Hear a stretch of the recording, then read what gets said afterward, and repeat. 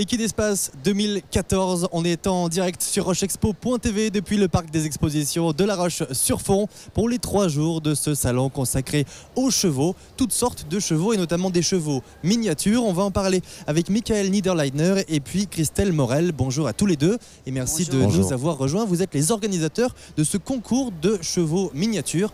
Je propose qu'on commence par le commencement. C'est quoi un cheval miniature ?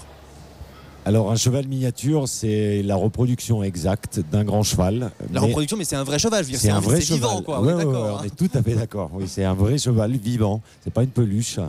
Donc en mini, donc moins de 89 cm au garrot, ce qui est demandé dans le studbook. C'est quoi la différence entre un cheval miniature et un poney ?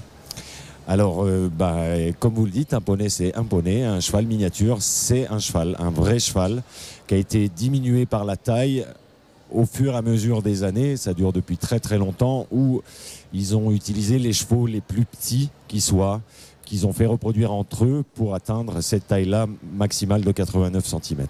C'est-à-dire que c'est, j'allais dire nouveau, c'est une espèce nouvelle qui n'existait pas il y a quelques années ? Alors, pas du tout, c'est une espèce qui est très très ancienne, puisqu'on a réussi à retrouver des chevaux depuis 1480.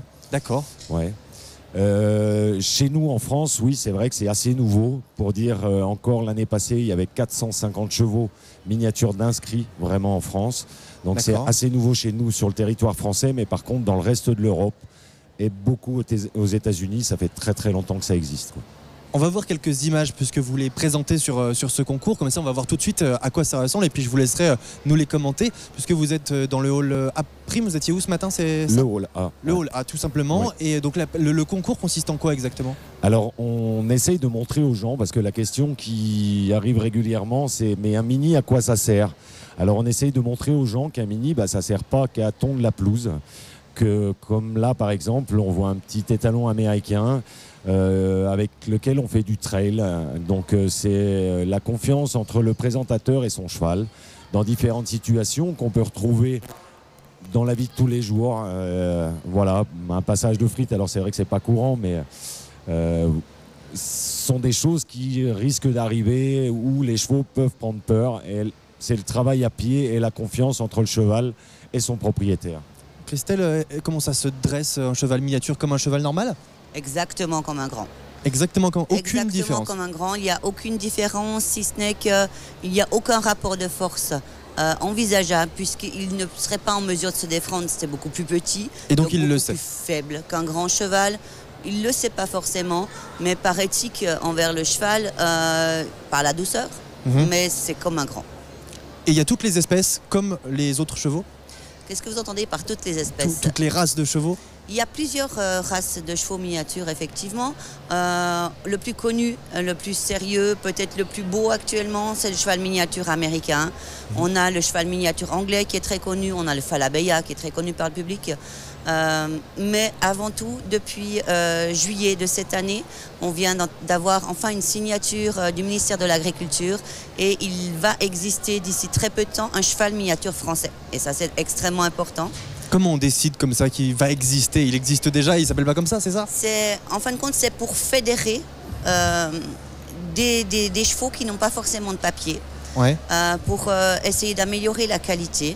Et on avait un net retard sur nos voisins européens qui ont déjà leurs chevaux miniatures. Donc on voulait... Ce serait quoi le cahier des charges du cheval miniature français ? C'est, comme l'a dit Michael, en fin de compte, on va essayer en modèle d'avoir la réplique exacte d'un cheval de selle et non pas d'un cheval lourd comme on pourrait le retrouver sur du poney. Un cheval de selle, 89,5 cm autorisé en hauteur maximale, des chevaux francs, des chevaux raffinés, des chevaux aptes à une activité sportive. Vous disiez, on va essayer justement comment se passe le travail, comment on fait pour obtenir des chevaux miniatures ?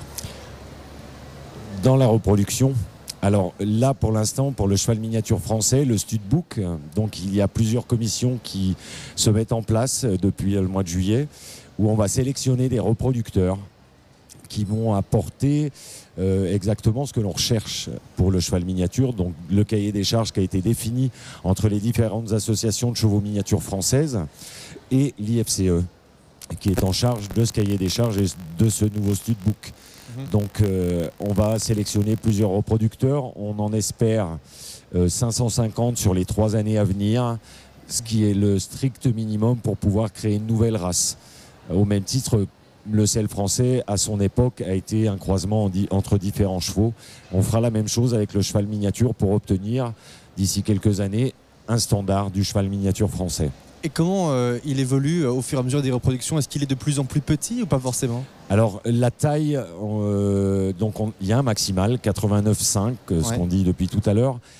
Par contre, il n'y a pas de minimal.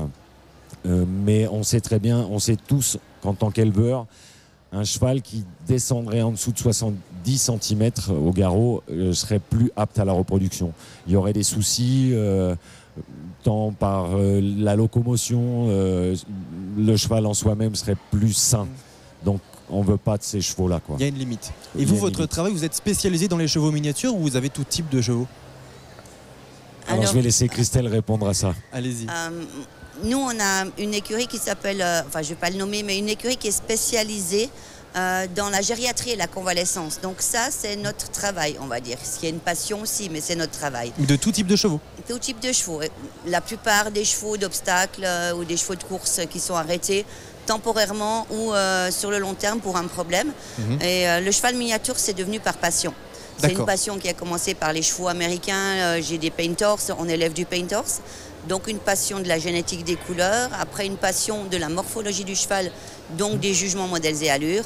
Et les miniatures sont des chevaux vraiment fabuleux pour ça, autant en diversité dans la génétique des couleurs qu'en allure et en modèle. On a beaucoup de travail encore à faire. Et puis participer, même à notre petite échelle, à la création d'une race, c'est quelque chose de fabuleux. Et vous, Michael, vous êtes arrivé au cheval miniature comment? Alors en fait, on y est arrivé ensemble. On est amis depuis assez longtemps et un jour, je me suis décidé à acheter un poulain. Et donc Christelle, qui est ma meilleure amie, arrêtait pas de regarder derrière la maman du poulain. Et on s'est retrouvés la veille d'aller chercher ce poulain où la propriétaire m'a dit que la jument était à vendre. Et là, Christelle m'a dit mais moi je la veux parce que je suis tombé amoureuse d'elle. Et ça a été les premiers de l'élevage. Et il y a un dicton qui se dit chez nous dans les minis c'est comme les chips, vous en prenez une et vous finissez le paquet. Et là c'est la même chose, les minis vous en prenez un et vous ne pouvez plus vous arrêter tellement ça nous plaît. Et on doit être à 26 actuellement. 28. Voilà. Si on veut commencer le paquet, pour garder votre métaphore des chips, comment on fait pour se procurer un cheval miniature? Alors il y a différents élevages qui sont sur le sol français. Il y a quelques élevages, une petite dizaine d'élevages sur la France. Mais autrement, il y a beaucoup d'élevages en Europe, en Belgique, aux Pays-Bas, en Angleterre, etc., qui sont assez réputés. Et en tapant cheval miniature sur les sites internet, etc., on arrive à trouver des élevages qui vendent des chevaux à des tarifs plus ou moins importants. Question bête, c'est plus cher un cheval miniature qu'un cheval normal, j'imagine? Alors plus cher, je ne sais pas, mais on va dire qu'un cheval miniature, en commencement, les tarifs sont quand même assez élevés, ça reste quand même assez élevé par rapport à la taille du cheval. Souvent on dit que ça coûte assez cher et un prix c'est à peu près 2500 €, un prix de base pour un minimum. Après il y a des chevaux qui vont se vendre jusqu'à 100, 150 000, 200 000 € pour les plus chers. Chevaux de luxe, on va dire. Des chevaux, oui, de luxe. Mais bon, là on est quand même sur des chevaux qui ont participé à de nombreux concours, qui sont champions du monde plusieurs fois, etc. Pour les plus connus, etc. Voilà. Et en termes de santé, est-ce qu'ils vivent la même durée que les chevaux, les autres chevaux? Est-ce qu'ils ont plus de problèmes? Est-ce qu'ils ont des maladies qui n'existent pas? Alors cette fois-ci, c'est moi qui vais répondre. Non pas que Michael soit incapable d'y répondre, mais c'est mon travail, la santé des chevaux. Il n'y a aucun problème inhérent au cheval miniature pour autant qu'il soit bien né. Le cheval miniature est un cheval comme les autres, qui est même relativement rustique pour un cheval. Les seuls problèmes qu'on peut trouver, c'est une mauvaise sélection des reproducteurs et un cas de nanisme. Il y a malheureusement eu des nains qui ont été employés pour rapetisser la taille. Et de temps en temps, ça peut réapparaître dans les lignées. Maintenant, il y a la possibilité de tester les chevaux sur les gènes principaux de nanisme. C'est quelque chose de sérieux. On ne peut pas se permettre de faire naître un poulain qui est quasiment pas viable ou viable que sur le court terme. Donc si vous vous dirigez vers des élevages sérieux, il n'y a aucune raison pour que votre cheval miniature ait plus de problèmes, il n'est pas plus fragile qu'un autre. Un mot sur le concours qui a lieu sur ce salon Équité d'Espace. Déjà, est-ce que c'est la première année que vous participez au salon? Tout à fait. Et qui a gagné le concours aussi? Alors pour l'instant, personne n'a gagné le concours parce que Le concours se déroule sur les 3 jours. Donc il y a encore demain, les dimanche. différentes épreuves, voilà, tout à fait, et encore demain dimanche. Ça va être dans un premier temps un gagnant de chaque type d'épreuve, donc le trail, les longues graines et l'obstacle. Et ensuite, il y a un gagnant de ce qui s'appelle le versatile mini horse.